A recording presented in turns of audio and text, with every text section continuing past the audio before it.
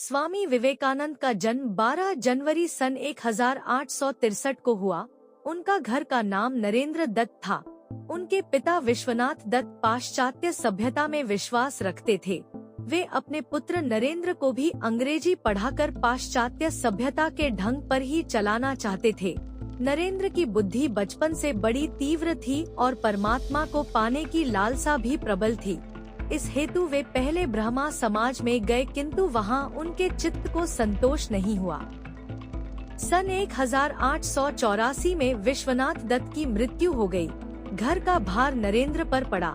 घर की दशा बहुत खराब थी। कुशल यही थी कि नरेंद्र का विवाह नहीं हुआ था। अत्यंत गरीबी में भी नरेंद्र बड़े अतिथिसेवी थे। स्वयं भूखे रहकर अतिथि को भोजन कराते, स्वयं बाहर वर्षा में रात भर भीगते ठिठुरते पड़े रहते और अतिथि को अपने बिस्तर पर सुला देते। रामकृष्ण परमहंस की प्रशंसा सुनकर नरेंद्र उनके पास पहले तो तर्क करने के विचार से ही गए थे, किंतु परमहंस जी ने देखते ही पहचान लिया कि ये तो वही शिष्य है जिसका उन्हें कई दिनों से इंतजार है। परमहंस जी की कृपा से इनको आत्म साक्षात्कार हुआ। फलस्वरूप नरेंद्र परमहंस जी के शिष्यों में प्रमुख हो गए। संन्यास लेने के बाद इनका नाम विवेकानंद हुआ। स्वामी विवेकानंद अपना जीवन अपने गुरुदेव स्वामी रामकृष्ण परमहंस को समर्पित कर चुके थे। गुरुदेव के शरीर त्याग के दिनों में अपने घर और कुटुंब की नाजुक हालत की परवाह किए बिना, स्वयं के भोजन की परवाह किए बिना गुरु सेवा में सतत हाजिर रहे। गुरुदेव का शरीर अत्यंत रुग्ण हो गया था। कैंसर के कारण गले में से थूक, रक्त, कफ आदि निकलता था। इन सब की सफाई वे खूब ध्यान से करते थे। एक बार किसी ने गुरुदेव की सेवा में घृणा और लापरवाही दिखाई तथा घृणा से नाक भौहें सिकोड़ी। यह देखकर विवेकानंद को गुस्सा आ गया। उस गुरु भाई को पाठ पढ़ाते हुए और गुरुदेव की प्रत्येक वस्तु के प्रति प्रेम दर्शाते हुए उनके बिस्तर के पास रख, कफ आदि से भरी थूकदानी उठाकर पूरी पी गए। गुरु के प्रति ऐसी अनन्य भक्ति और निष्ठा के प्रताप से ही वे अपने गुरु के शरीर और उनके दिव्यतम आदर्शों की उत्तम सेवा कर सके।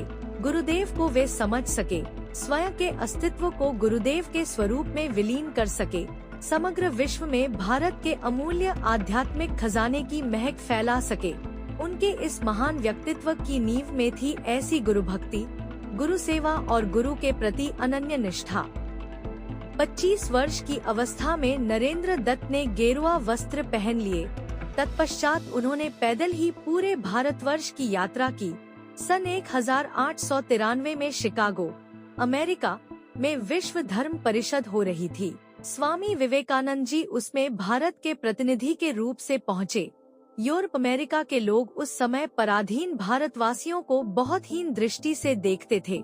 वहाँ लोगों ने बहुत प्रयत्न किया कि स्वामी विवेकानंद को सर्वधर्म परिषद में बोलने का समय ही न मिले।